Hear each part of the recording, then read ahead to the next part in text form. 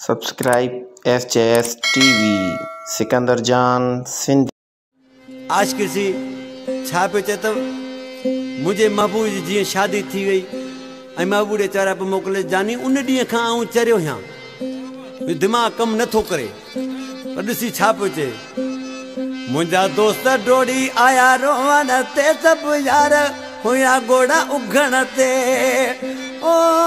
रोई रोई मूंखे वई आधी थी SJS टीवी। उन ॾींहं खां आया चरियो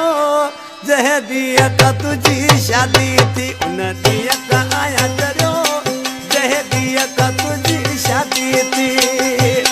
मुंहिंजा दोस्त डोड़ी आया रोवण ते सभु यार हुया गोड़ा उघण ते ओ रोई रोई मूंखे वई आधी थी उन ॾींहं खां आया चरियो जंहिं ॾींहं खां तुंहिंजी शादी थी उन ॾींहं खां आया चरियो जंहिं ॾींहं खां तुंहिंजी शादी थी। तौबा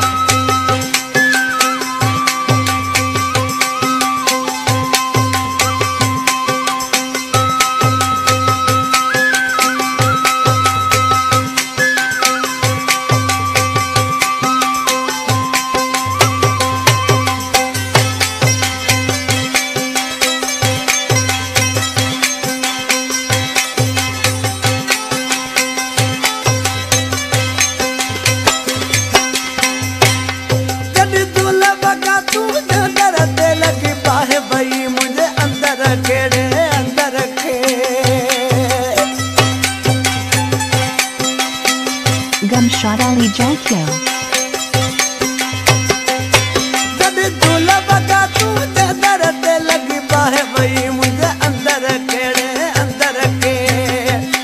बस जय बिल झूलाऊं तो ता बस जय बिल झूलाऊं तो ता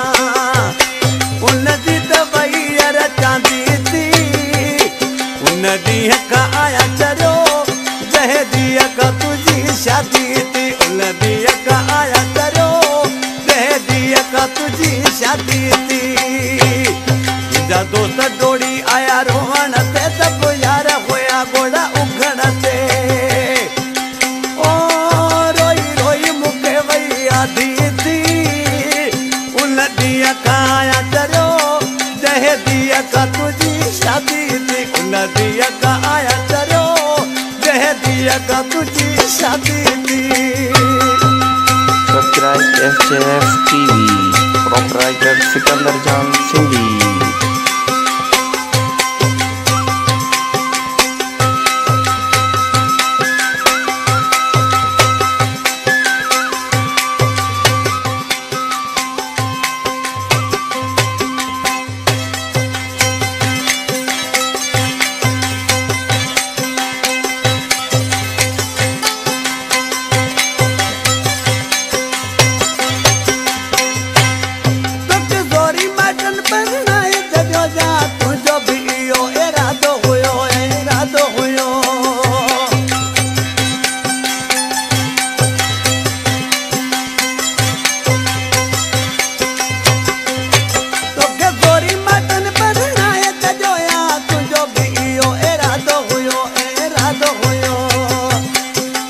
जोरी पला द गंढाया हुयो तुंहिंजा जोरी पला द गंढाया हुयो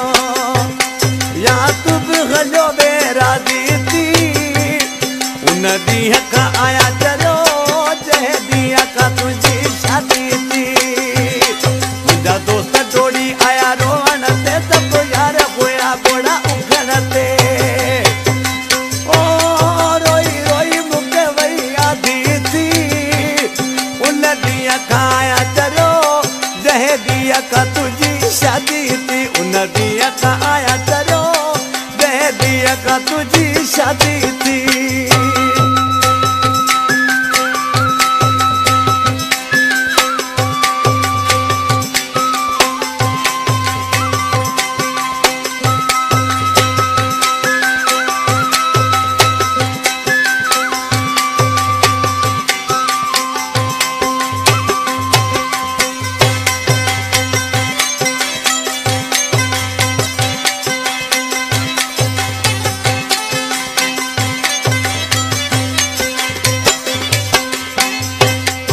करिंदा चांडियो शहर बठोरे जो वेठला घणनि फनकारनि हिन जा कलाम गाया आहिनि ऐं पहिरियों ई गायां थो इंशाअल्लाह दोस्तनि खे पसंदि ईंदो मुंहिंजो प्यारो पिरी भाए पर ॾिसी छा थो चए